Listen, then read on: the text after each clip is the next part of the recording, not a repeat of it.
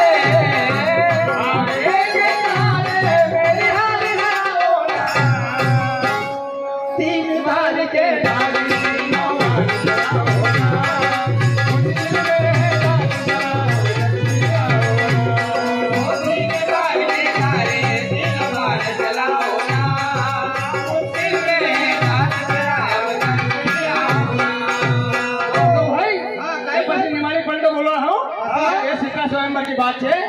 तो काय कहना छे?